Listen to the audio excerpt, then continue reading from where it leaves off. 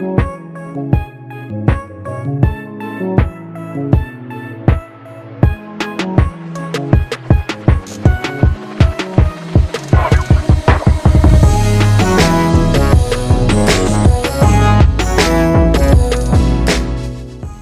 to another episode of the No Ceilings podcast. I am Tyler Metcalf, joined as always by Tyler Rucker. Tyler, it's been a minute since we've gotten to do one of these. How are you doing? I'm good. I missed you, Metcalf. I'm not gonna lie. It felt weird not doing one, especially with the draft grind getting really crazy. So I'm happy to be back. But I got to spend some time with our guest today. So it was a good trip. It was a nice little trip. Yeah, for our listeners, the NCAA tournament right around the corner, but the previous weekend were the conference tournaments, and our own Tyler Rucker and our guest Albert Ghim were boots on the ground in Vegas at the Pac-12 tournament. So before that immediately got outdated, like everything in our society seems to do, I wanted to make sure to get these guys' thoughts because they were there in person and saw some really important prospects for this upcoming draft. So, Albert, before we get into it, how's it going? Welcome back. You're in my good graces until you screw up my name, and then I will promptly kick you off. It's really good to be back with you guys. You guys are unbelievable. I was thinking before we started recording, this might be one of the most aggressive podcasts we do in a while because Rucker and I are mortal enemies, and Metcalf, for whatever reason, I love to get your name correct all the time. Yeah, I'm just happy to be here, guys. Obviously, we're doing some incredible things here at No Ceiling, so I'm always honored and blessed to be a part of it. And we did watch some awesome basketball in Vegas, and it was really fun. So I'm ready to go. Perfect. Well, I think the best place to start out is the best team in the Pac-12, one of the number one seeds in the NCAA tournament, someone who I think should be at least a top 10 lock, and that's the Arizona Wildcats shooting guard Bennedict Mathurin. Rucker, I just want to kind of start with you. You are the Arizona local guy. What were your impressions with Mathurin, just seeing him up close, and did they really differ at all to kind of what you've just been watching on tape? Yeah, so I mean, it was awesome going to finally see all those guys in person, and I was pumped to go with Albert because we did that earlier in the year, did a Vegas trip to go see some prospects when it was with, Chet and playing against UCLA and all the big boys there. But the Pac-12 just has so many intriguing prospects in this class. And, I've been buzzing about Mathurin leading up into that tournament. And it was a good opportunity for me to kind of see him going up in the brightest lights. Everyone loves that tournament. That's a very popular stage. There's usually a very competitive slate of prospects and games. And Mathurin was obviously, who I wanted to watch the most. And I think what stood out to me the most, and I think Albert will agree with me on this, was he is built. I mean, he's stocky. He's in really good shape. Like you watch him on tape and you think he's in good shape, but when you see him in person, like he is a ball of muscle. So that also kind of intrigued me because I was like, okay, he's got a frame that looks like it's ready to take on and dish out contact even at the next level. And you can see that when he gets downhill and he wants to mix it up inside. I know he's listed at 6'6", but he does some work around the boards. Like he's not afraid to mix it up with the tall trees down there. So Mathurin pretty much confirmed what I thought. The couple times we saw him, he had a really strong game. And then one game he kind of had a struggling shooting performance, but he still made an impact in a number of ways. So it confirmed everything. I didn't leave there being like, oh my gosh, I got to move him up 5 spots, but I didn't leave there also going, I got to move him down. I felt pretty good. I have him 8th right now on my board. I feel very good about that, especially after seeing him in person.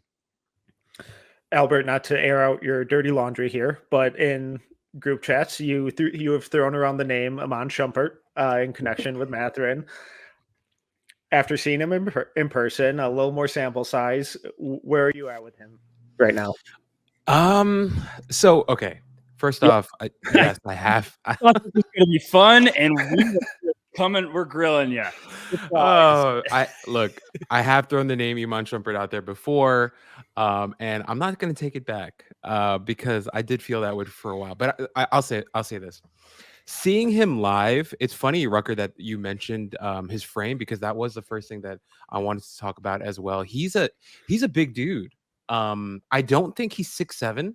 I do feel like he is closer to 6'6", but the shoulders, the frame, he's a big, strong guy. And you see it in his play. We're not talking about show muscles here. It's all functional. He's using it.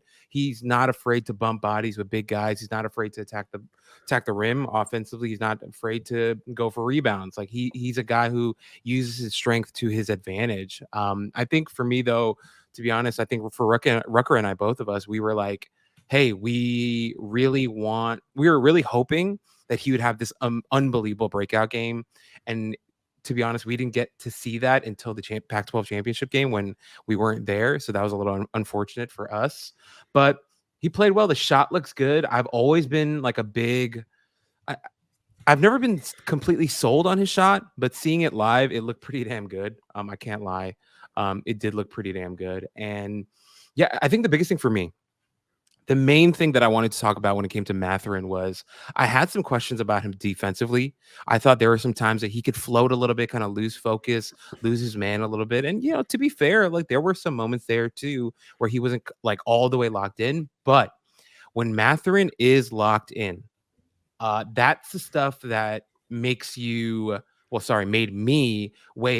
me to a point where I became a lot higher on him, because there was this one instance against Colorado, I believe. I don't remember who exactly they were playing. Maybe it was in Colorado. I don't know. But he was down in the paint and he was communicating, he was pointing, he was engaged. And that's the part of his game that I was not expecting at all. He was really engaged, really vocal, calling stuff out. And when I saw that, I was like, okay, this is something to get really, really excited about for him as a prospect, even on the next level. Because I always thought of him as kind of like a passive, quieter guy.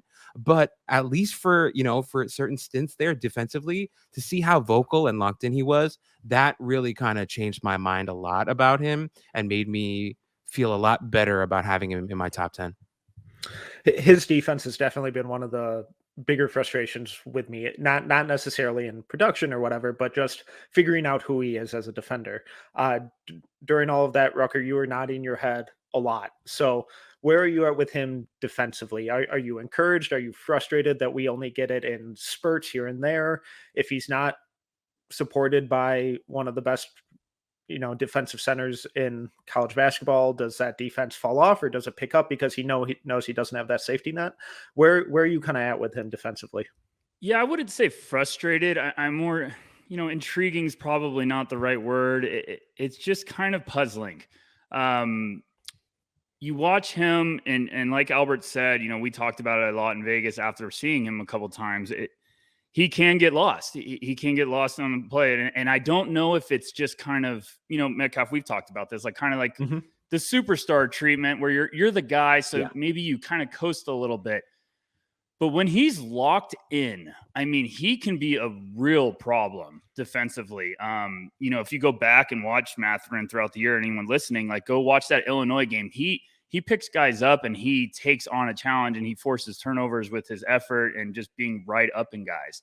But the problem is that, like, what's frustrating is it comes and goes. Like he'll coast for a little bit, and then when he flips that switch, like he can move, he can use his strength and his frame to really cause some problems. So I think that's you saw it in Vegas too. Me and Albert saw a number of instances, like he's saying he showed plays where he's engaged. He wants to be a pest. He wants to, wreak some havoc. And then you also see him coast. And a couple times he got caught ball watching. And, you just need to figure out how to get that consistency. Maybe he goes to the right coaching staff where they're like, hey, you better lock in defensively. The offense is going to come. So I think that's probably why I'm so intrigued with him as a potential like riser throughout the draft, is because I still think there's some untapped potential when it comes to his two-way ability. We're seeing the strides offensively. I don't know about Albert, but he had a couple instances offensively where he ran like across the floor on an out of bounds play and then catch and shoot corner three. And I was like, whoa. And like, that was really impressive because it was just him going full speed stopping on a dime, beautiful stroke. So I think there's still two-way potential. We've talked about the playmaking upside that he has in his game. I really think there's a lot of, unfinished business when it comes to him finding his best basketball, because I think there's a more all-around player that's just waiting to rise to the surface. Yeah, and entering the season, it wouldn't have surprised me if he would have gone out last season, because I thought what he showed as a freshman was super impressive. But I was really concerned about if he had any on-ball equity. And over the season, I think he's shown more flashes, at least this year, than last year. But I think the bigger thing is that his off-ball production just continued to take that jump and become even more effective. Albert, at the next level, do you think he has the ability to grow into, say, like a number 2 option in an offense where he is taking on some primary capabilities? Or do you think he's best served as a number 3 where he's playing more off ball and kind of benefiting from the gravity of others, say like a Tim Hardaway Jr. or Andrew Wiggins or guys of that kind of mold? I think for me personally, as you guys know, I've been more of a pessimist when it's come to Mathurin, but he's really sold me. I think watching him over the course of the season, I'm pretty sure I came up with the whole Iman Shumpert comp pretty early in the season, but over the course of the year, he just the strides that he's made, it's been unbelievable. Like I actually had some real questions about his shot coming into the season. I know he shot over 40% last year from 3, but it just watching the tape, I wasn't completely sold. And to see the improvements, it's been unbelievable. Like as Rucker mentioned, like he made some movement threes, and I was just like, wow, those are really hard shots to hit that he was hitting really naturally. It looked comfortable, it looked natural, it looked great. So in terms of your question, Metcalf, I feel like the potential is definitely there. Do I think it's going to happen in year 1? Probably not. But if I consider how much he's improved from last year to this year, it's hard to this is kind of corny. It's hard to put a ceiling on his game. Like truly, like if you consider how much he's changed in just 1 year, at least to my eye test, it's kind of like, okay, then I should not put a ceiling on what this guy can become. And to be fair, a guy like Tim Hardaway has collected a lot of huge checks here in the NBA. So to say that Mathurin will be a Tim Hardaway type one day is not a slight at all. But I think there is potential for him to become a number 2 type of guy because he's a quiet, confident, tough dude. And we saw that on display in Vegas. So I'm definitely a lot higher on him now than I thought I would ever be. So to answer your question, yeah, I think there is a chance for him to be a legit number 2 someday. But number 1, I think definitely not, in my opinion. Sure. And from there, I kind of want to pivot into his teammate, Christian Kloko, who I think is kind of a fringe first rounder at this point. Rucker, you've been high on Kloko all season long. And as the season has really progressed, he's continued to prove that he's one of the best defensive centers in the league, despite not necessarily getting as much attention as, say, a Walker Kessler, who has an absurd block rate, or a Mark Williams, who's on Duke. I tend to prefer both those guys a little more than Kloko. But as a defender, where's Kloko kind of compared to those two, and how do you see him fitting in at the next level? It's really weird. I've said before on podcasts, it's not like I know everything. I'm pretty obvious about my misses and stuff, but Koloko's just been a guy I've been tracking for a couple of years. And I saw him when he was a freshman in Arizona. He was barely playing, but I got to see him in person and I was like, man, who's this kid? Like he's got a really skinny athletic frame. He moves well. He made a couple of like plays defensively. I was like, whoa, what's the story with this kid? So I've been kind of watching him develop over the years. And I know he's a junior. I know people are going to be a little scared about that, but I still think this guy has so many levels to his game to unlock. And watching him in Vegas, I just still think we're kind of underrating Christian Koloko.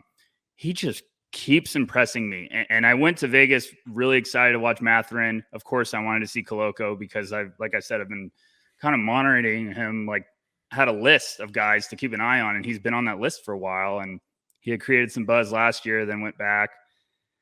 But Koloko was so impressive in Vegas. I mean, I don't know if they won a couple of those games without him. he was all over the place. He was hitting free throws when they were struggling to get buckets. He was finishing with touch around the basket. He was making big defensive plays. I mean, they run that beautiful high-low with Tobelis and Kloko, and he's usually down low creating positioning and stuff. So to answer your question, Metcalf, we've been fascinated with Mark Williams and Walker Kessler all year, and I think Koloko's just sort of been this guy we're not talking about enough. Now, I'm right there with you. I have him right outside the first round. I think he deserves to be in the first round. I would not be surprised if a team drafts him because I think he's still got a lot of basketball to find. And the defensive awareness, the upside, the mobility, I think are legit. And he's just scratching the surface offensively because there's been massive strides of improvement. So I think he's still figuring out, what to do. But the flashes and the awareness defensively, the communication have really stood out to me. So I'm a fan, and I left Vegas even more of a fan. So, Albert, you were enthusiastically nodding along when Rucker was going through his compliments and saying that he thinks Kloko has extra levels to his game that he has yet to unlock. Do you tend to agree with that? And if so, what do you think those kind of extra levels are? No, I 100% agree.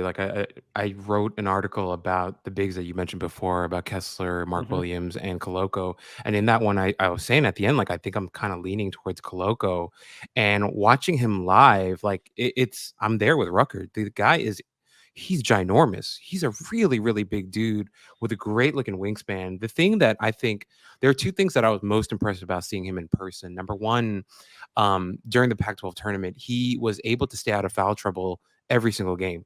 And that was a really important thing considering he was the anchor of their defense and he was never in foul trouble ever. And I think that's a really hard thing to do considering how much they rely on him to be the anchor of their defense.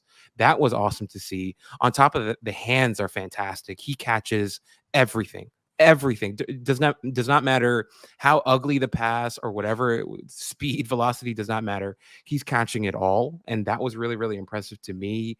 The shot blocking, we didn't get to see a lot of it until the title game where he had 4 blocks against UCLA, but you see it, man. And the thing is, there was an instance where a guard was going to the basket and he didn't get the block. But I remember Rucker, he kind of mentioned to me, he was like, dude, you see that.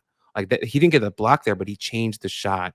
And that's something that I love about Kloko, where he may not get, 3-4 blocks per game, but he's changing shots.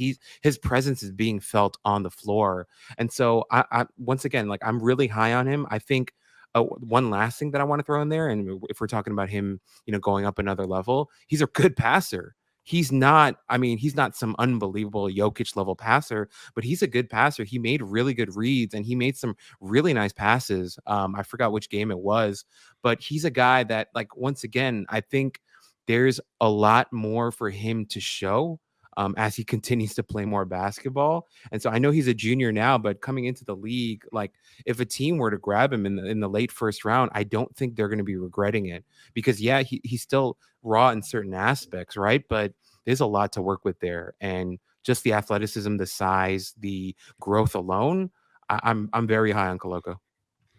I really like what you mentioned about his, about his rim protection, because I think that's something that we talk about with Chet too. And it's rim protection isn't just shot blocking. It's deterring shots at the rim. It's altering shots. It's making guys release from different angles or even just dribble completely out of the paint.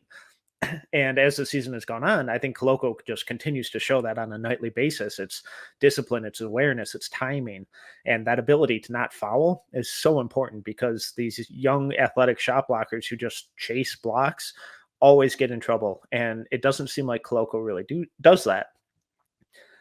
Oddly enough, in the NBA, it kind of seems like the starting center position is one of the more versatile in the league right now, where we have guys like Karl Anthony Towns to Jokic to Steven Adams to Valanciunas to Bam, and it's all these different types of players.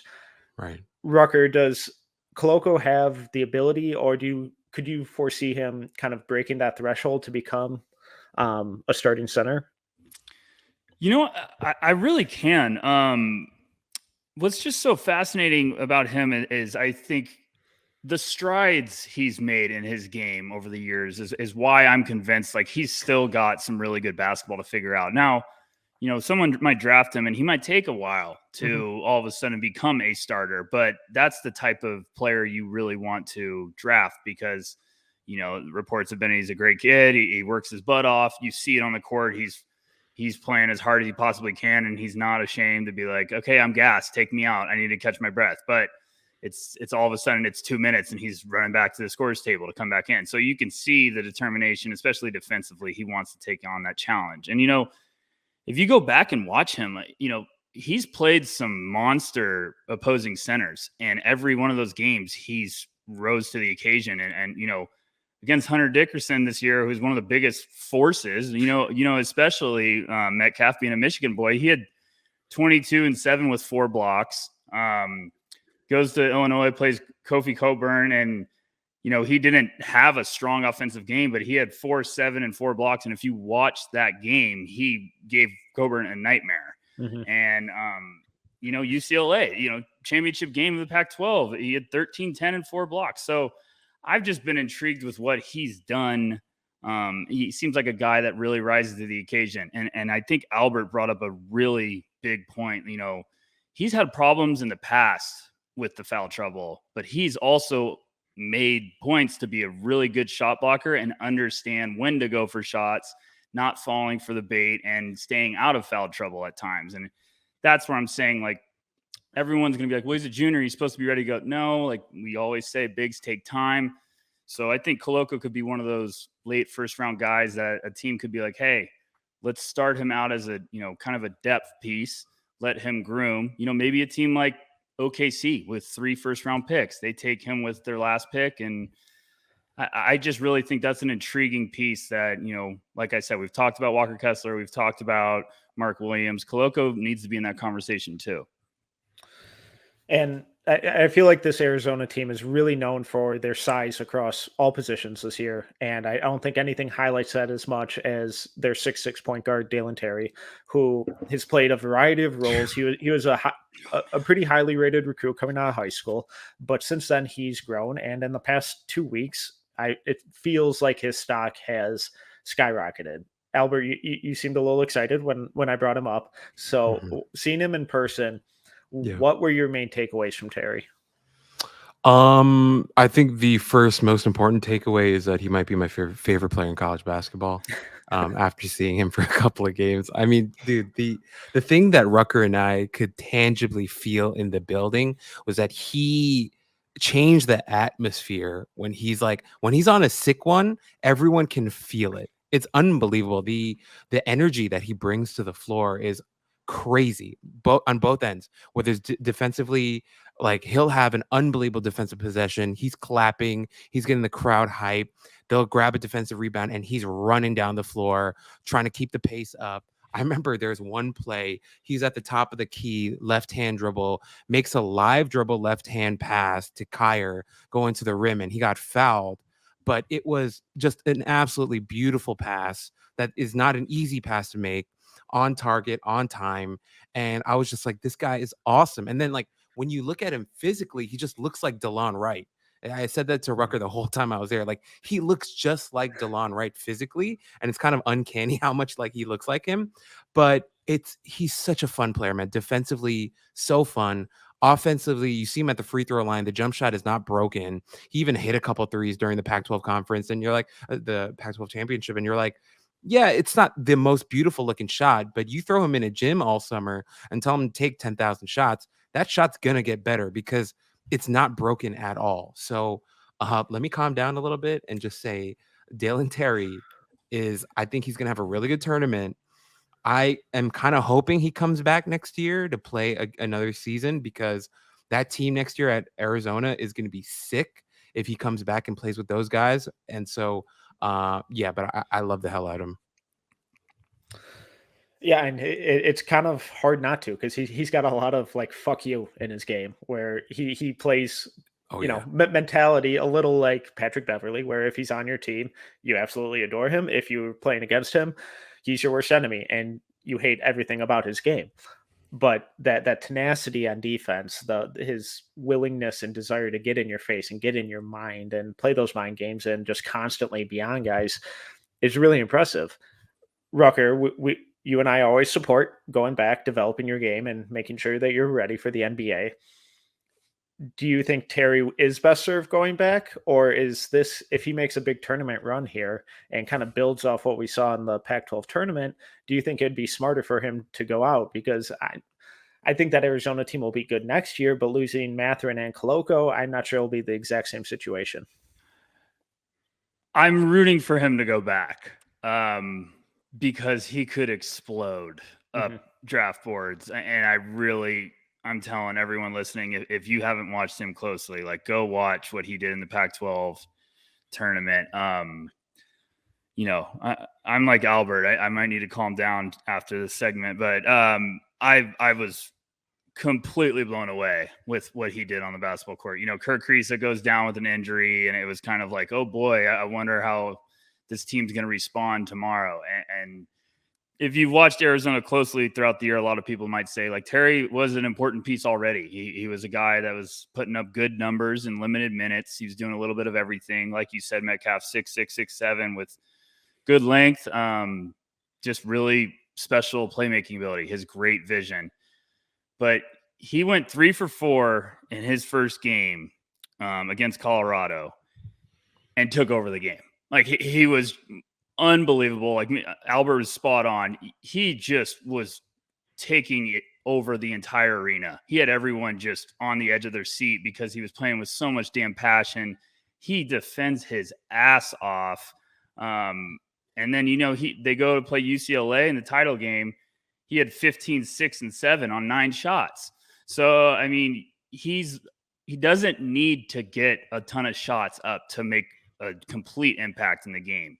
And he even had a possession, I think it was against UCLA, where I think it was a 2-on-2 maybe, fast break, and Mathurin was running alongside him, and he was running right up the court. And I think UCLA was waiting for Mathurin to get the pass, and he just was like, fuck this, and he just threw down a tomahawk slam, and he's just like, you're going to give me the runway, I'm throwing it down. So a lot of people were worried about his shot. He had a couple while me and Albert were there, and I was like, that shot's not far. Like, that shot is okay. Like, he's going to be all right. So he's making a case to come out this year. I think some team's going to try to convince him. Like, I think every guy should go test the waters, get some feedback. I'm horrified that some NBA team's going to make him a promise and lie. And I want him to go back because I really do think Arizona, despite having a big tourney run, I still think they're going to have a couple guys go back. They're going to be reloaded for another year, and Terry could just blossom into a really, really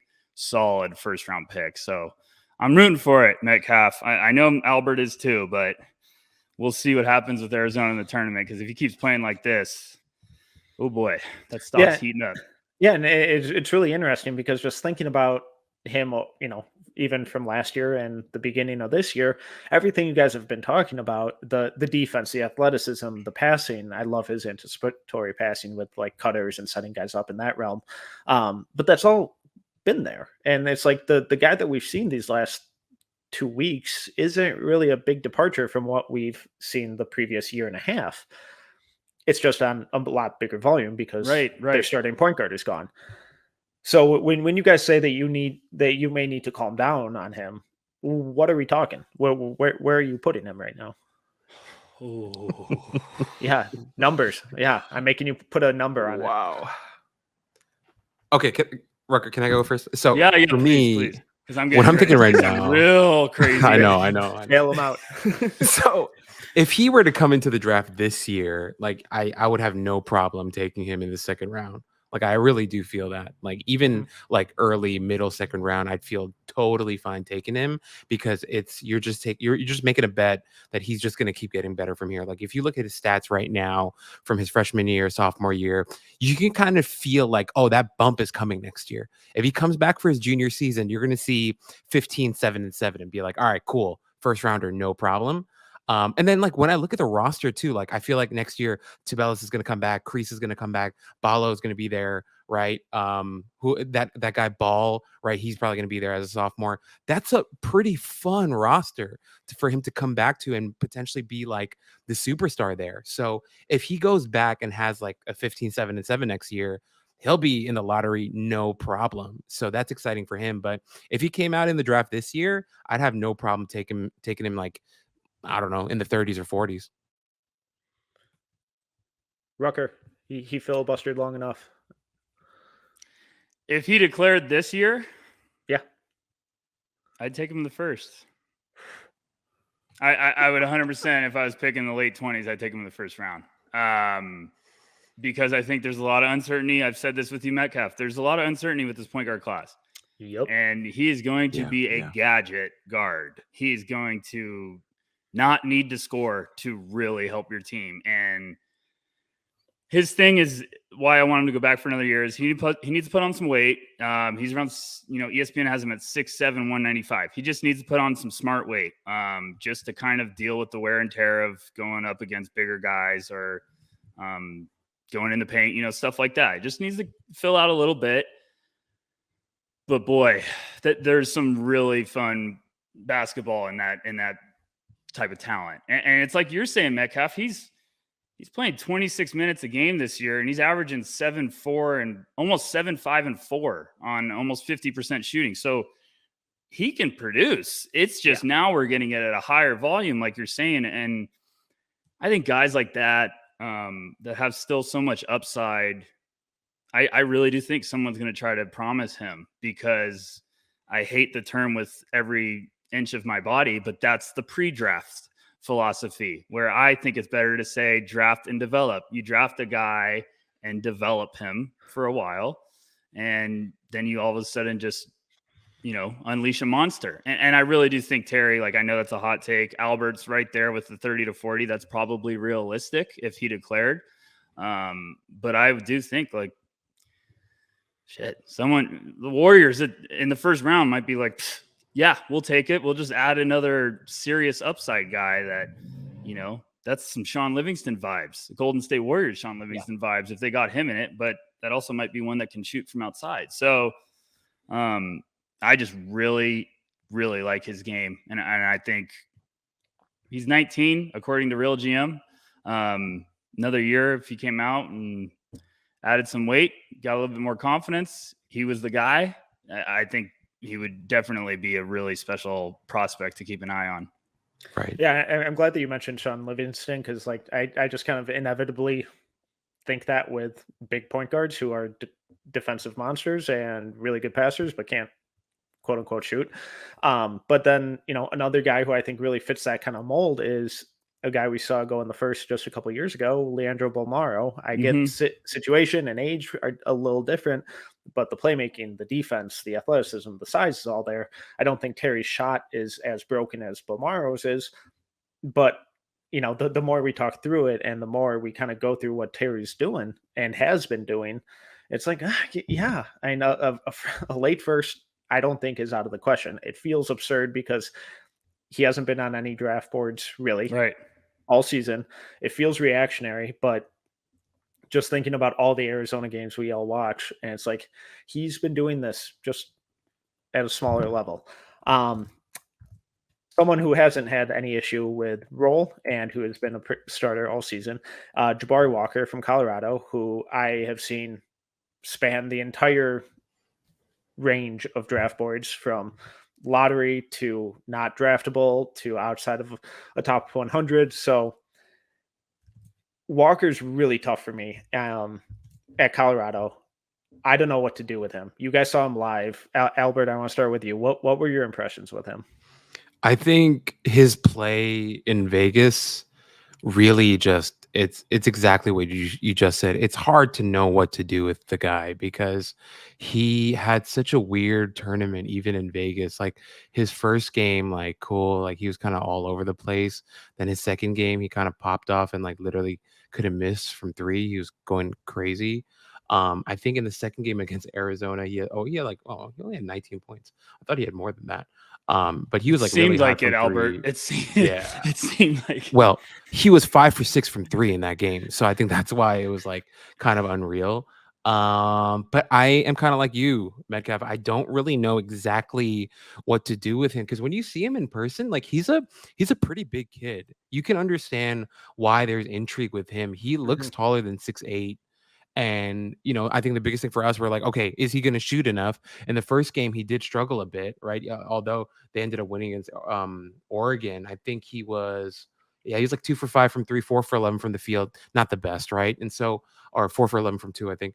And so it's just, there are things where you're like, okay, this is nice. He had some instances where he threw some really nice passes, and we're like, dude, that's awesome. That looks really cool. Defensively, too, had a couple nice blocks. I think it was the Arizona game. He had a really nice block. I don't remember who it was against, who it was on. But overall, there are flashes, but then also there are moments where he just kind of disappears, and that is not so fun either. So I'm kind of with you, man. I don't really know where to have him. So I think on my personal board, I had him pretty like towards the back end.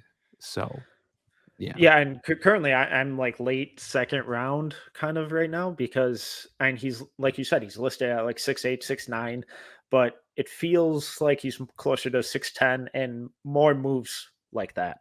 And one of my biggest hesitations or frustrations with him is that I'm not quite sure how to project him defensively. It feels like they try to play him as a 3, but the way he moves laterally feels more like a 4. I don't know if it's just he's stiff or heavy-footed. Rucker, what were your impressions of him as a defender, both kind of on and off ball? Yeah, we went to that tournament, and Jabari was who I had a bone to pick with because I'm like you guys. I was so just kind of all over the place. I was like, man, I don't know what to do because, Smoky Walker's kid. Obviously, I'm a sucker for bloodlines in the NBA. And like he's been on a tear lately for Colorado. I mean, his last 17 games, he's averaging 16 points, 10 rebounds, and his shooting splits are 47, 45, and 85. So, I mean, like Metcalf, you and Albert probably are the same way. Like you can't ignore production for too long. You finally have to be like, okay, what's going on here? And me and Albert watched him against Oregon. And he had a really, like, if you looked at the box score, you'd be like, yeah, he had a great game. He had 18 and 16. But it was weird because me and Albert watching, I was like, man, I don't know. Like, it was just kind of all over the place offensively.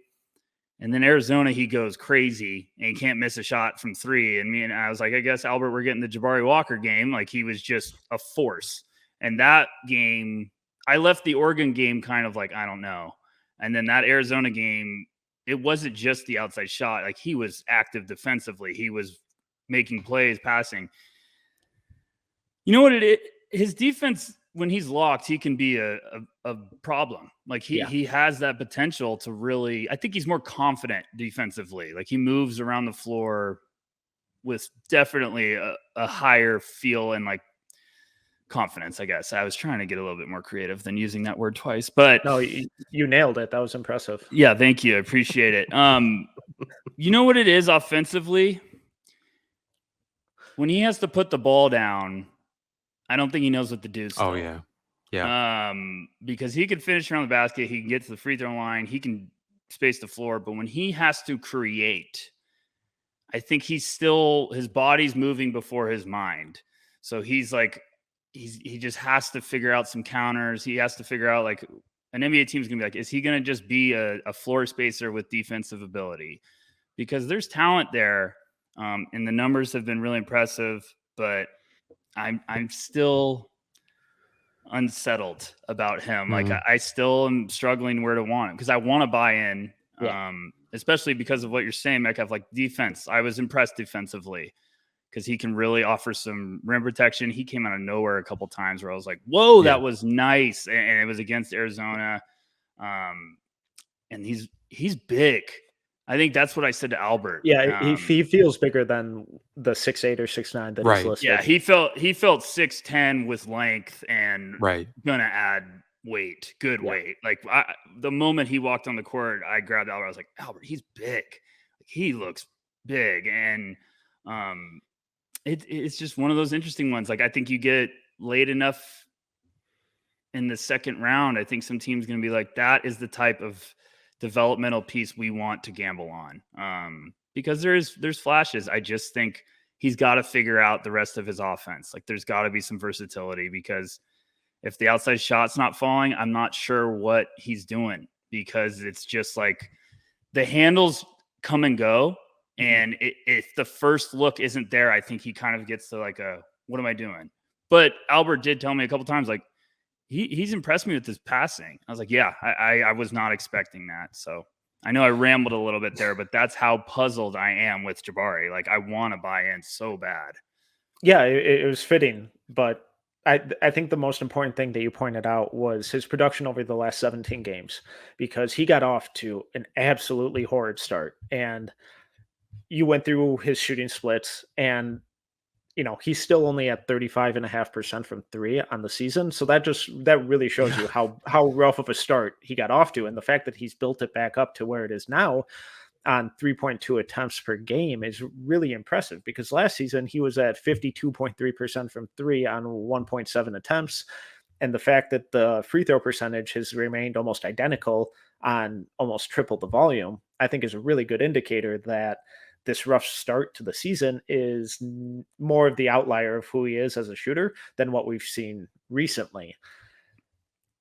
The issue is, what is he on offense? And Albert, we've all kind of said that he feels bigger than whatever he's listed at right now. The fact that he doesn't seem to do much, putting the ball on the ground, but he is really effective in the post. Could you see him as like a small ball five at the next level in a 5-out system? Yeah, I mean, I think that kind of has to be where he's at. I think he has to play the 4 and maybe a little bit of small ball 5. I think the biggest thing with him, when you guys were talking about him, even defensively and offensively, both of it, I think he lacks a lot of mobility in his hips.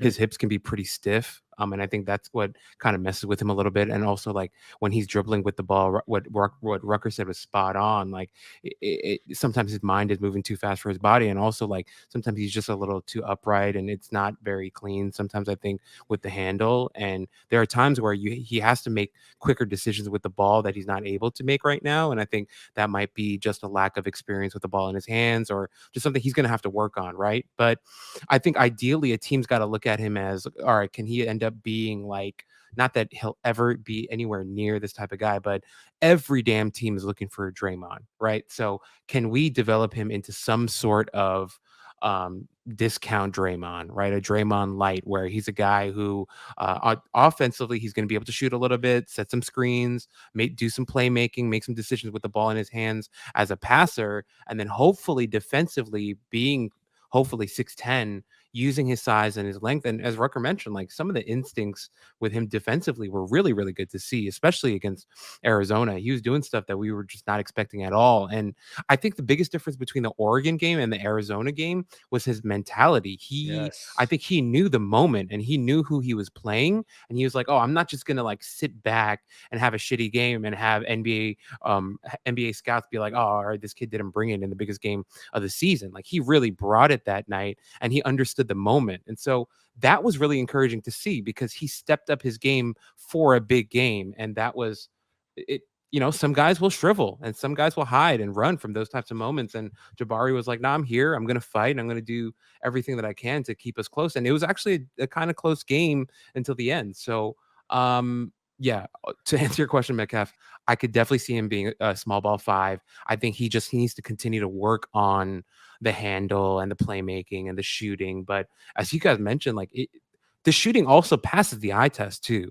Like, when you see him shoot in warmups and stuff, it's a pretty fluid looking shot. So if he's going to be 6'10" and have those toolsy types of attributes, then yeah, you could definitely see him being a small ball 5 on the next level. And while Jabari has really frustrated me, a guy who's made me pull my hair out because I have no idea what to do with him legitimately is Harrison Ingram. The fact that I've seen a lot more people than me have him top 20 doesn't quite make sense. I understand that, or well, okay, let me rephrase that. When you watch him play, it's really clear that he knows exactly what's going on every single play. I think his basketball IQ is through the roof, but the production could not be more underwhelming, I don't think. He's a 6'8", 230-pound forward from Stanford, 10.5 points, 6.7 rebounds, 3 assists, and 39, 31, 66 shooting splits. And I think that's the big issue, is how does he get his points? And Rucker, I know I've vented my frustrations and confusion with Ingram to you all season long. Where are you at with him after seeing him live? Yeah, so like I said in the beginning that me and Albert were pumped to go to Vegas to see, obviously like Arizona, UCLA. I basically went on a warpath to figure out Jabari Walker and Harrison Ingram because I was like, I got to figure out what's going on with these guys. And Ingram was secretly kind of the one that I was puzzled too. Metcalf, I wanted to see what it's all about. Getting there, seeing him, I get the intrigue. He's not ready. I've left watching that game pretty adamant of that. But I was more pleased and surprised than I thought I was going to be. Stanford gives him the ball a lot. He's got to run the show. He runs the offense. He's kind of like their playmaking forward. Like they often let him bring the ball up, and he's kind of putting everyone in position. I think he knows what to do with the ball. Like he's got some really intriguing playmaking vision. The confidence is just a little all over. He showed some flashes off the dribble that I was really intrigued with, and then they'd kind of disappear. There's just some inconsistency, and I think the confidence is really not there. I think it comes and goes. Like when he's feeling good, like, yeah, I really like the player. He made some awesome passes that I was like, that's impressive vision. And like he got his shot going a little bit. I think when me and Albert were watching that game, like all of a sudden he was hitting a couple shots. And I was like, okay, like that was pretty. But there's also, he can spray it. So I just think he's got the frame looks good. Like he's got some good muscle. He's a little thick. I think he needs to like kind of not slim down. I think he just needs to he needs to spend an off season in the weight room, add a little bit more muscle, and he'd be a brick shit house. But I was intrigued with him. I think coming out would probably be a bad call for him. And I'm not trying to root against him and tell him advice because I doubt Harrison's really going to be listening to me right now. But I think another year he could really be something to watch. Like I think he could really use it and it could really have his game take off because I do like the tools. I was pleasantly surprised at how much I like the tools, but I think the confidence now has got to come in. And I think another year of him being really the guy, I would be very intrigued because the playmaking, the vision, and like I said, just the upside, I really do think it's there. Albert, what was your kind of impression of Ingram entering the tournament? And then after seeing him live, what did that change at all? Was anything reaffirmed? Do you feel better about your earlier kind of evaluation? Yeah, I ended up leaving lower on him than when I came in to the tournament. And I have to be honest, I actually don't have him in my top 60 right now. I took him out of my top 60 after seeing him live. And it's a couple of things. I think, Rucker, as you mentioned, the playmaking, you see it.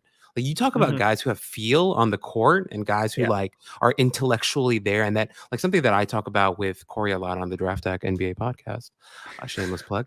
But something that I like to talk about a lot when we're talking about guys who are good passers is it's not just that they're good at passing. They can feel their teammates on the court. There's a weird ESP connection that they have with their teammates that you can't really teach no matter how hard you try. And it felt like Ingram has that.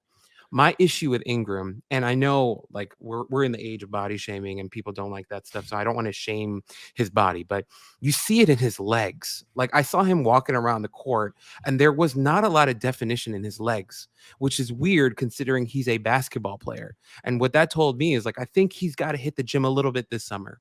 And I think he needs to tone down a little bit. I would like to see him kind of tighten up a little bit, with his frame. The word that came to mind as I was watching him, I thought he was a little bit doughy, was how I felt. And I thought it had an effect on his game. He didn't show a lot of burst. As we mentioned with the shooting, like it didn't look very pretty. You see him shoot in warmups, and there was nothing about his shooting that made us go, oh, he's gonna start nailing these in the game. It wasn't there. It really wasn't there. He's back rimming everything. It didn't look good. He looked kind of nonchalant in warmups too, that I wasn't really happy about. Like when you watch like other guys that I love, like when I watch Jaquez in warmups, he's doing stuff that he's going to try in the game. And I'm like, I love that. Jaime, keep doing that. Ingram didn't have the same energy, and I wasn't impressed by that. So for me, I think eventually, like next, if he comes back to Stanford and has himself a good season, then yeah, of course, he's going to be a guy that you're looking at or given a really hard look in the first round. But right now, I had to take him out of my top 60 because I think there's still a long way for him to go developmentally. Yeah, and it's weird that like with him, the basketball IQ and the feel for the game is almost tangible. Where so often those things can be misinterpreted differently depending on who's watching it. But when you watch him, it's like, oh, it's right there. Like I see it, I can almost feel it. And I think another freshman who we get kind of stretches of this with is Peyton Watson. And you guys were there, saw arguably his most impressive 10 minutes of the entire season. You saw it live, and for anyone concerned, just because you played 10 minutes does not mean you suck at basketball. So, Rucker, when you walked away from watching Peyton Watson live, did your opinion change at all, or were you like, okay, yes, this is the 5-star prospect that we were all hoping for at the start of the year? My opinion changed completely, and I could not. I would have bet all of the money that I have in the entire world and said that I would have not from going to that tournament. It was insane. It was like almost funny. Me and Albert were like in the stands laughing hysterically. We're like, what is going on? So, if you don't know about Peyton Watt, then this was a guy that was preseason going to potentially be a top 10, maybe even top 5 pick. Super lengthy with just really intriguing tools, especially defensively, has some playmaking ability. And, he's just been a roller coaster. It's been a disappointing year. He just hasn't been able to carve out consistent minutes. He's kind of shown a couple flashes and then disappears for a stretch of games. And he came in the second game we saw of UCLA. He came in against USC at the end of the half. And then to start the second half, they played him right away. Me and Albert were like, what's going on? And he played 9 minutes. And it was probably the most impressive 9-minute stretch I've seen in a little bit. Like, I'm not talking about like the big boys with like Chet and stuff, but what he did in those 9 minutes, I was like, that is why he's hyped. That is why he's a top 5 prospect. I mean, he had 5 points, but he was 2 for 2 from the field. He had like a rebound, an assist, a steal, a block. He was all over the place. He was just being so damn active. And I was like, this is what you're talking about with potential. Like that, when I saw Peyton Watson flying all over the court, and his confidence is just, when he has some confidence going, you see why he could be a lottery pick. And you saw the confidence. He hit that first 3 and it was nothing but net. And I was like, uh-oh, here we go. And he was flying all over. He was making weak side rejections. He was crashing the glass. He was driving the lane and finishing with touch. I mean, you were just like, what are we looking at? Like, where's this guy been? And yeah, I left there going, a lot of people out there have said, Peyton Watson has to go back. Peyton Watson has to go back. I don't know. I still think, even after a nightmare year, this could be a guy that gets in gyms and in workouts, and teams are like, hey, we've scouted him since high school. We're not judging 1 year. We know there's tools. We know there's a serious basketball player there. I still think he could declare, and I still think he could go a little higher than we're expecting. I know you hate this term with every fiber of your being, but I think this is really the quote unquote pre-draft guy of this year, because the big thing, poster child. The big thing with that is his developmental opportunity at UCLA better than it will be in the NBA? And I don't think it will, because they have some really talented kids coming in next year, and they're going to get the ball. I don't see a world where Peyton Watson is necessarily getting a significantly improved role or minutes across the board and given the chance to really grow his game. But Albert, and we were all really, really impressed with that stretch that he had. But why haven't we seen more of that this season? Well, okay. So I think the best way for me to describe why we haven't seen that is to explain to you guys why I have Peyton Watson at 52 on my board. I believe Peyton Watson is a top 10 talent. Like, I think he's that freaking good. I put him at 52 on my board. Almost, like, I know Mick Cronin will never see my board, but it's like I wanted to send a message to him. Like, you bastard. Because of you, Peyton Watson is 52 You did this on my board. You did this. Mick, you did this. Wicked man. Because watching him during that 9-minute stretch, like, first off, Rucker is next to me just having like a conniption. Like, this guy does not know what to do with his hands or his feet. Like, he could have just started doing a dance in the middle of the aisle. We were losing it, both of us, because it was so impressive. And like, I was watching him defensively and I'm like, wow, okay. For anybody who watches the NBA, you look at the success that Herb Jones has had this season in his rookie year, right? As a defender, you watch how Herb Jones moves and he competes and he uses his length. You look at like a Matisse Thybulle, you look at all these guys in the NBA who are elite perimeter defenders. Watch those guys and tell me that Peyton Watson doesn't give you a chub. Like, it's unbelievable how amazing Peyton Watson is when you watch him like move on the floor. It's crazy. Like, it's actually crazy. He's such a fluid mover athletically. Like, it's not just functional. It's not just for show. Like, it's amazing. And then he has broomsticks for arms. It's crazy, dude. Like, he has so much length. It's beautiful. It's beautiful. There is, to go off what Albert said, like, there is scary defensive potential, like really scary. Insane. Like, I'm like Albert, we were sitting there and I was like, look at him move. And, you know, we had seen him earlier in the year when he got to play some minutes. I think it was against Bellarmine. Albert? Or Bellarmine, it was one of those teams before they played Gonzaga and he got to play and we were like, man, he can move. And then seeing it again, it was just after that first shot went down and you're like, oh my gosh, this kid it's like the weight got lifted off his shoulders and he was just flying all over the place. And you're like, oh man, like some team might just be like, dude, just go play and we will figure it out. Like, he just needs minutes. Like, he just needs some confidence. And the thing that also impressed me with him was after they took him out, like, he made one mistake after he was just on a heater. And I remember sitting and I said it out loud and I think Albert was laughing. I was like, Mick, don't do it. And he literally took him out. And I was like, son of a bitch. And literally the moment he took him out, I just watched Watson. I was like, how's he going to react? Because I was like, is he going to be down?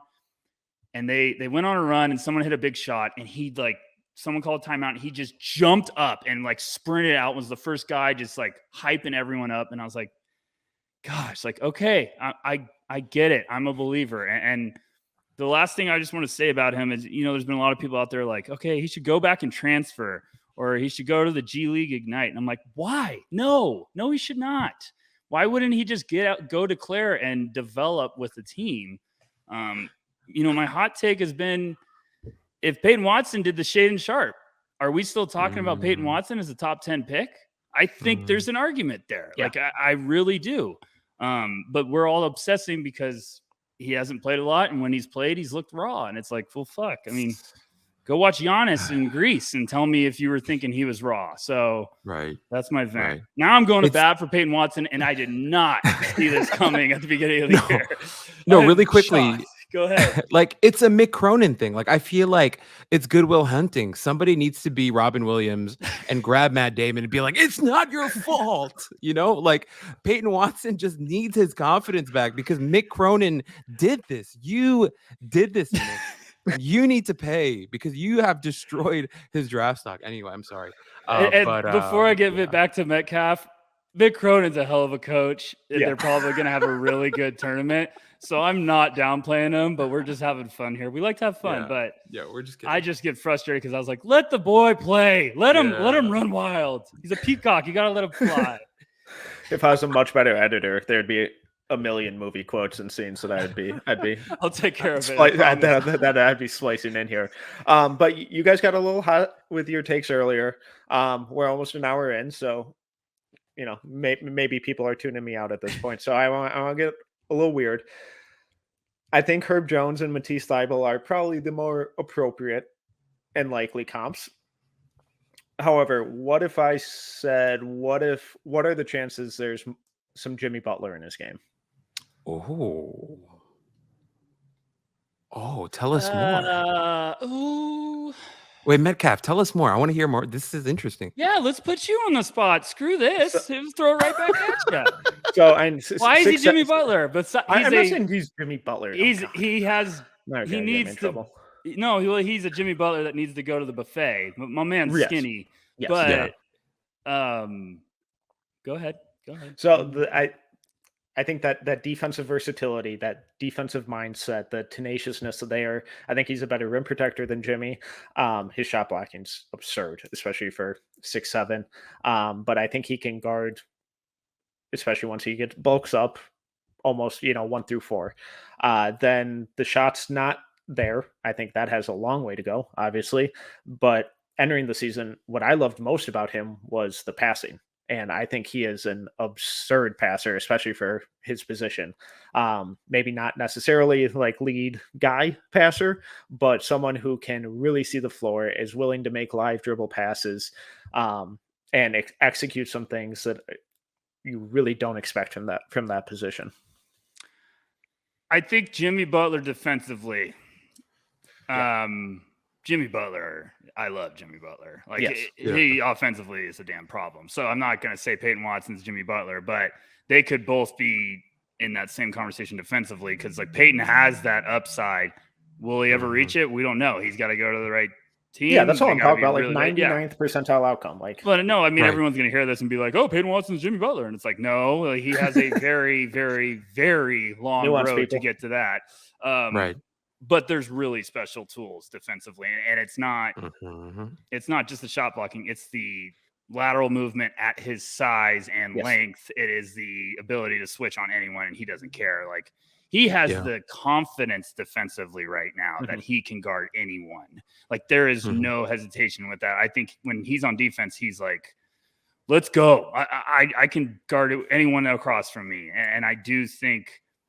When he's confident, he's a whole different player. Everyone is, but especially Peyton Watson. That first shot me and Albert saw him hit, the 3-pointer, you could just see it was a kid on Christmas that next possession. He was all right, here we go. I hit a shot, I'm going to be flying all over the place. But he is going to be something to keep an eye on, because even the nightmare year, I really do think some team's going to be like, this could be the home run swing that is worth taking.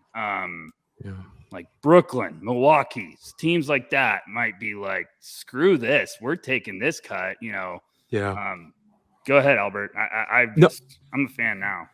No, just to piggyback off of what Metcalf said with the passing, he threw an inch perfect lob during that game that we were watching, and then you and I were like, where the hell that's exactly what we've been looking for in terms of playmaking. Give the guy an opportunity to spread his wings. He's a peacock, right? Let him go. Let him fly.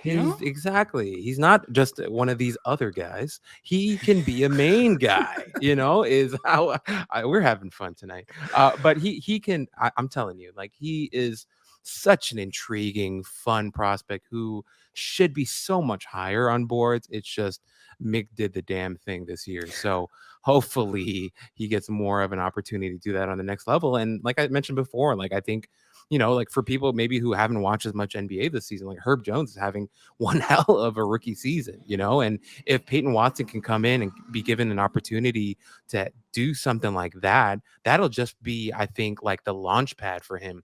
I see that as the floor for him. He can really be a lot more than even what Herb Jones has shown this season, is how I feel. I agree with Albert. I loved Herb Jones out of college, and everyone was obsessing with his shot and how he couldn't. But Herb was their playmaker. They gave Herb the ball. Yeah, they gave him the ball. They let him do stuff, and Peyton doesn't get to do that. because they have too many veterans.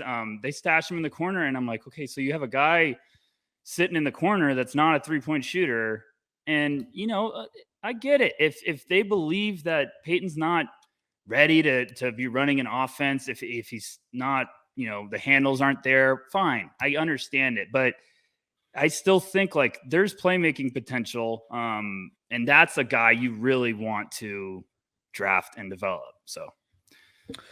Yeah, and that's just what frustrates me the most about his season is that he didn't get that run early in the season when they're playing these low-level Cal State teams. Yes. And it's like, just throw him out there for 15 minutes. Let him go do his thing. You're up by 30. Who cares? But someone who hasn't struggled to get opportunities is Jaime Jaquez, who I may be the lowest on the no ceilings group with Jaquez. So my thing is, I wouldn't be surprised if he sticks around in the league for a while as a solid rotation guy. I'm just not sure that you can't find what he gives you in the undrafted market. So, Albert, I know you're really high on Jaquez. You have been all season. So just torch me. Go for it. No, I don't want to torch you. I want to kill you. No, I'm just kidding. I'm slowly torturing. Just kidding. Just going to hurt you really, really bad. No, you know what?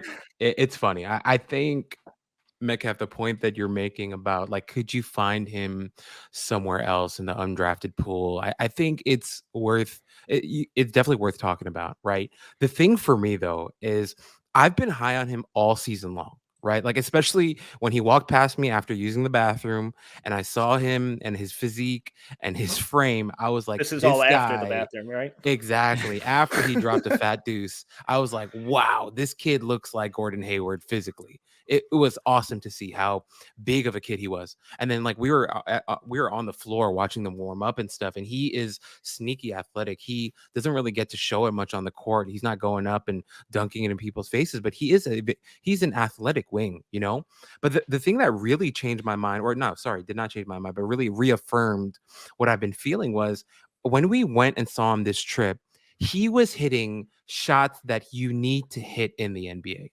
Like some of the baseline turnaround shots that he was hitting, these were really tough, but silky smooth shots that he was hitting over guys that were much taller than him. And the 3-point shooting, I think, is progressing well. When you see him shoot it from 3, it looks good, man. And I think he's really going to be able to be this wing that'll play for a contender and do all kinds of things. And I don't think he is a jack of all trades, master of none. I actually do think he's going to be really good at certain things. I think eventually he's going to be an above average shooter. He's going to be a good playmaker. Not that you're going to run your offense through him or anything like that, but as a secondary, tertiary creator, you're going to be able to trust him with the ball in his hands because Cronin literally trusted him with the ball in his hands all season long because Giuseng did not have the season that I think people thought he was going to have after that NCAA run last year, the tournament run last year. But Giuseng is a different conversation. But for me, once again, I think Jaquez, I'm not saying he's going to be a number one and he's going to be this unbelievable, multi-time all-star or whatever. I just think he's like the perfect third guy for your team. He's gonna defend his ass off. He's gonna hit tough shots. He's gonna hit the 3. He's gonna shoot free throws well. Like I like guys like that who he's gonna be able to plug a lot of holes for you in different spots, and he can even play up a little bit because he's so strong. So that's the reason why I'm so high on Jaquez. But at the same time, I can definitely understand why you're entertaining the whole undrafted pool thoughts. Rucker, you were nodding throughout all that, and I know your thoughts on Jaquez, so I know that you relatively or align more closely with Albert at least. But on draft night, there'll be plenty of guys who go over Jaquez. So if things don't go right for him, why will teams pass on him?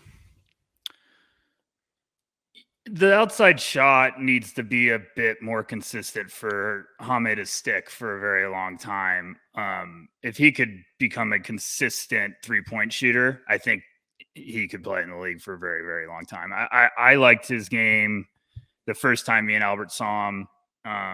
Those shots Albert's talking about that he hit, I was like, whoa, those are NBA caliber shots. Like, it shocked me because it didn't happen just once. It happened multiple times over multiple games. I was like, okay, Jaime, like I see you. You know what it is, Metcalf? He's not going to be a sexy pick. He's going to be this guy that everyone's going to be like, what's his upside? It's like taking an offensive lineman. Exactly. But you got to do it sometimes. Like you have to take the smart player that is going to be another piece to the puzzle. And Jaime, like we did our updated big board or composite board at no ceilings. I forget where we had him completely, unless one of you guys know what number it was, but I had him at 40th on my big board. And it won't shock me if he goes earlier than that, way earlier. It will not shock me if a playoff team at the end of the first round just says, give 30. Us Jaime Jaquez. What was he? 39.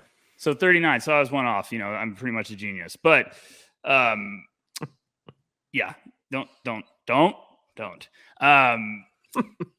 I really do think, like, I've joked about this, and I've pretty much said this with every prospect now, but like Golden State taking him wouldn't shock me.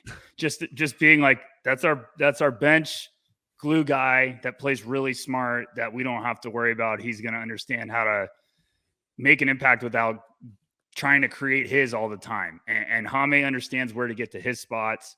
He really impressed me defensively. I think he's tough as nails. Yeah. When they played USC and he went up against Isaiah Mobley, he was basically like, no, I'm taking Isaiah Mobley every possession. And he gave him fits, and he's given him fits multiple times throughout the year. So I just think Jaime's going to not be a sexy pick to people because he doesn't have all this upside, and we kind of know what he's probably going to be at the next level. But he also might be a guy that you have to have on the floor in crunch time minutes throughout his career. So yeah, I'm a believer, and I have him at 40, and I'm still like, man, like he probably deserves to be higher. Like, and I know you have him really low, Metcalf, but I think the fans know what your big boards look like, from previous years. So I'm gonna murder you. No, I'm glad that you mentioned Golden State, not just because it seems like everyone on the face of the earth could fit in Golden State's system, because they probably could. But I kind of get a lot of like Juan Toscano Anderson vibes kind of from him, where he's going to do the dirty work. He's going to do the little things, and it may not leap off the box score when you watch him. It's not like that guy's taking over this game, but it's teams don't win without those guys. So I admit I'm probably a little too low, and it's an ever moving board. But his ability to really grind it out in the paint and battle with guys on defense and pick up his teammates' slack on both ends of the floor, I think it is really important, and it does deserve more credit than the initial watch through or the box scores suggest. Given that it is tournament time, I would be remiss if we didn't at least mention this guy, and it is Johnny Giuseng, who kind of feels like he missed out on a huge opportunity to capitalize on last year's tournament run. I don't know how in depth we need to go with him, but do either of you guys have a draftable grade on Giuseng at this point? I do not. Yeah. I was pretty bummed about watching him. Yeah.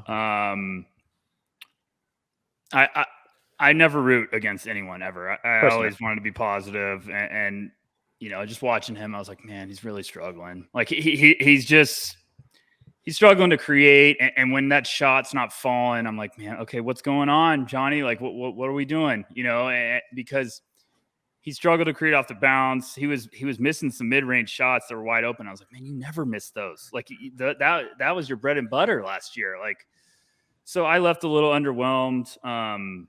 It will not shock me if he just goes nuclear for the next couple of weeks. Like, yep. I think we've all seen that. We're all getting prepared for that wild card swing. Johnny just has to kind of figure out like his versatility. I think at the beginning of the year, he was hunting his shot viciously. And then now it seems like it's kind of come and gone. Jaquez has really been hot for UCLA, so maybe that's been playing part of it. I mean, I think he was averaging like 22 points over the last 6 or 7 games for UCLA. So maybe Johnny's like, hey, I'm feeding the hot hand. But I don't really know.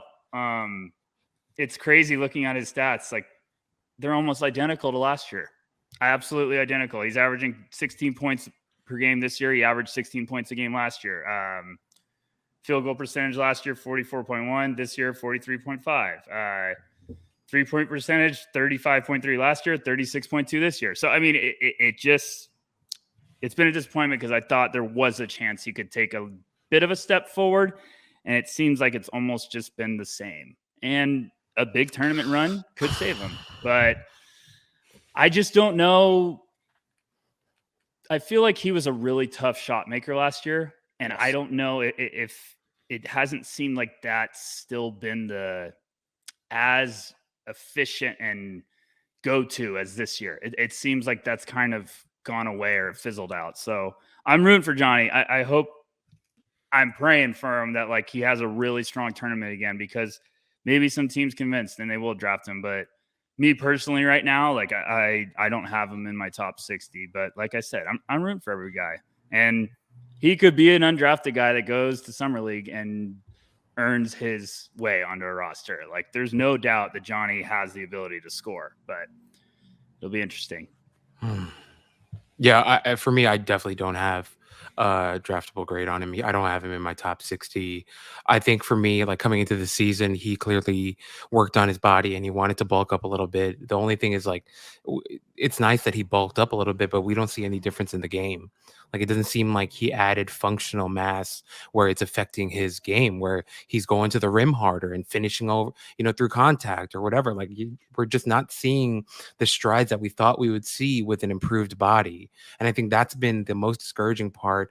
The handle looks the same. Like the handle doesn't look like it's gotten much better at all. So if you consider all those things, like, for me, like I'm rooting for my Asian American brother and I'm hoping like he can pop off and do well, but it's not there. And all I could think about was like, yeah, like Rucker said, like maybe he has a great summer league, and then 3 years from now he's the MVP of the Adriatic League, and that's not a slight, right? That's not me saying like, oh, he's a failure. I think somebody on Twitter posted this recently, like playing overseas is not a slight against a professional basketball player. It's really hard to play overseas, but I'm just thinking like him as an NBA level prospect, I just don't know if he's there. And I could see him having a very, very successful career overseas, somewhere else in the Greek league, in the Turkish league, the German league, wherever. It's just in terms of like the NBA, I just don't think there's enough pop in any aspect of his game where he would be somebody that you would want to add to an NBA roster, is kind of where I think he's ending up right now. So he might have missed his shot last year. Just to go off what Albert says, like it's a really important point. Like us saying he goes overseas, like a lot of guys go overseas and then figure out how to be a more all-around basketball player and then have very good careers in the NBA. It is not a slap in the face. And another thing, like Johnny's he's on a cold streak right now. I mean, he had a 10-game stretch where he was averaging almost 20 points per game with shooting splits of 47, 43, and 87. And then now his last 5 games, he's averaging 9 points a game with shooting splits of 37, 27, 50. So, I mean, he's trending the wrong way at the wrong time of the year. Now we've seen what Johnny Giuseng could do in the tournament, and it very easily could only take one game and then he starts scorching again, because those are complete opposites. Like when he's cooking. But even with that strong stretch of games, I still think Johnny's going to have a tough time, convincing NBA teams that there's more levels to his game, more upside. Like we kind of know what he's had. We just read the stats. He's pretty much had a similar season. I know UCLA is going to have a really strong team going into the tournament, but we'll see. I'm rooting for him. Well, to wrap up our Pac-12 conversation, I just want to get one quick name from each of you on someone to keep an eye on as we make the tournament run and kind of ramp up to the draft. Albert, I'll start with you. Is there anyone who we haven't talked about today from the Pac-12 that you could, see getting their name called on draft night or kind of making an impact as a rookie? Gosh, I feel like the one guy who comes to mind, I don't think he gets drafted anywhere first round, second round. I'm hoping he makes it on a summer league roster and has a good season or has a good run there, because he didn't get to play in the Pac-12 tournament because of illness. But who I'm talking about is Will Richardson out of Oregon. He was a guy who, coming into the season, Oregon, they were really hoping for a lot from him after losing Duarte last season and Pritchard the year before. I think he's a guy who came into the season as a senior. They were hoping for a lot more than what they got, to be honest. But he's a guy that I like, man. Will Richardson's a guy that I wrote about earlier in the season. One of my first pieces actually for No Ceilings, because he's a lefty. He's got a little funk to him. He can shoot it a little bit. I wish he would be a little bit better of a shooter, but when he's open and his feet are set, it looks pretty good. It's just, yeah, he just did not have the season that everyone was expecting. And yet I still hold out hope that he can have some sort of NBA career. Of course, like then at the same time, if I look at his skill set and the way that he plays, then I kind of lean more towards like a Michael DeVoe from Georgia Tech. But I still like Will Richardson. I like the passing. I like the little spurts of him doing nice things, but yeah, he's the first guy that comes to mind for me, but he may never even make an NBA roster. So Rucker, what about you? Julius Tobelis, and I hope I said his first name correctly, is the name that everyone needs to keep an eye on in the tournament. I know we talked about plenty of Arizona Wildcats prospects throughout this podcast, but I think Tobelis has a scary upside. I was very impressed seeing him in person. 6'11", sophomore. He's about 245 pounds, out of Lithuania. Some Sabonis vibes to his game when it comes to playmaking and stuff. He's got to, continue to stretch the distance where he can space the floor to become that type of player. But I really think that's a guy that's going to be on NBA draft radars for next year because he can really play and he's got fantastic vision. So that's the name I'm looking at. Right. Well, I know we're running a little long here, but we end every episode with it. What's the best thing in the basketball world you've seen? I'll start it off to give you guys a little time because Rucker, I know you didn't prepare anything like you never every do. time I don't and prepare. I don't know Albert, why. I forgot to tell you. Yeah, because you're a horrible co-host. Yeah, thank you. So I gotta go with Karl Anthony Towns, 60 points, franchise record, absolute stud, best scoring big man ever, best shooting big man ever. It's not a slight on Dirk Nowitzki, it's just the next evolution. Yeah, Rucker, who you got? Albert, you go because I need to process that Dirk Nowitzki slap in the face. So Albert, you it's go. It's not ahead. an insult. It's not an insult. Lord. Yes, it was. Take it. That was McSpicy. You know what? I'll take it. I'll take this one, okay. Albert. You think for a little bit longer. Right to throw this back at Mr. Metcalf. Jalen Duren dropping 20 and 20 for Memphis and heating up right before the tournament. You've been saying the same things about him as I have. I bet you didn't see that one coming just to piss you off. I'm thrilled about Jalen Duren starting to make me a believer. Same. I'm really excited to see what he could do in this tournament. I'm hoping, obviously, like every scout and evaluator and NBA personnel person in the world, that, I'm sorry, Boise State, but I'm hoping Memphis wins so we can potentially get Chet Timmy Mania against, the Incredible Hulk of Memphis. So, yeah, I'm going to go with Jalen Duren just to piss off Metcalf. Albert, what do you got? I hate How do you hate him and have him at 8? I mean, you don't hate him. You're just not sold, but yeah. Okay. So, the podcast that we do, it's mostly like college basketball stuff. So I haven't been able to talk much about the NBA recently. So I feel with this being an opportunity for me to talk about my Knicks, I just want to say it's been a rough season, but RJ Barrett is really starting to find himself in a really spicy way. The way that he's been playing ever since the All-Star break, no, even before that, from like January on, he's been phenomenal. And I've heard a lot of what, Russillo and Bill Simmons and people have said about him and how like he's really finding his groove and stuff like that. But I think all that is fine. Clearly he's finding some confidence to his game, and that's true. But this is something that I tweeted the other day that I really believe is the biggest difference with him recently is his willingness to go to his right hand. So what I want to talk about right now, or I'm talking about, is RJ Barrett's right hand is the best thing that I've seen recently in terms of, obviously it's a bias type of thing, but I love his willingness to go to his right hand and to dribble with his right hand. It looks way more comfortable than even like his rookie season. And he's finishing with his right hand at will. And it's weird, like, because he's using his right hand so much more now, it's causing a different threat.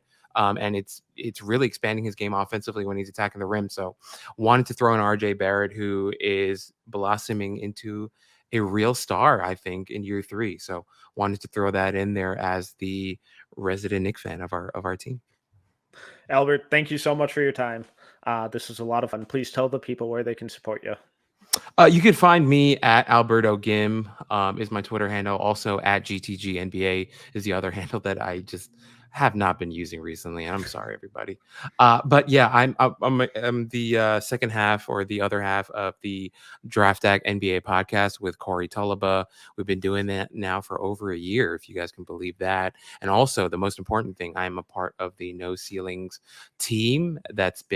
We've just been on a sick heater recently with the stuff that we've been pumping out. And guys, if you love the stuff that you've seen from the No Ceilings website so far, it's only going to get better. And I know Rucker and Metcalf and all you guys, we love to give each other a shit, but honestly, the things that you guys are doing, even with this pod, is unbelievable. And Metcalf and Rucker, all the stuff that you guys are writing, I know we're on the same team, so this is weird to say, but I'm a huge fan of everything that you guys pump out too, in terms of your writing and your pods and everything.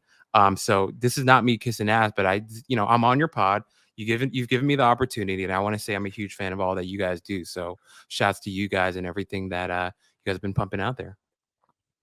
All right. Well, I will send over your payment later for that lovely compliment. Rucker, how can the people find you? How can they support you? Yeah, thank you, Albert. That was very nice. I'm at Backcourt V on social media and Tyler_Rucker. Yeah, I'm all over the place. Twitter. I still can't figure out why I'm tweeting from 2 accounts in the same day. But also I'm at NoCeilingsNBA.com, and I'm very proud and honored of what we're doing, what we're building. And like Albert said, it is going to reach another level in the next couple of months, and I'm very excited for it. And as always, thank you, Metcalf. This has been very fun to keep doing this with you, and I think we got some exciting stuff in the works, Metcalf. So I'm excited to get some more guests on this bad boy. Absolutely. We're only ramping up. So much more to look forward to. So much more to get excited about. But once again, I'm Tyler Metcalf. You can follow me on Twitter at tmetcalf11, and please make sure to go to NoCeilingsNBA.com, where you can find all of our written work. And please subscribe. It's completely free. Everything gets delivered directly to your inbox once it's published. There's no excuse not to sign up. Please also make sure to follow us on Twitter at NoCeilingsNBA, and even more importantly on YouTube at No Ceilings TV, where we've got a lot of really, really fun and cool and interesting video content coming up in the pipeline. From a scheduling standpoint, this will be the last pod of the week. If you missed it, please make sure to go back on Sunday night's episode, where we had the whole No Ceilings family on to kind of run through the tournament and different prospects we liked, and how the bracket kind of fell out from a draft perspective, not necessarily a bracket breakdown. We will be back next Tuesday, but in the meantime, if you enjoyed this episode, please make sure to subscribe, leave a review, and a 5-star rating. Until next time, see ya.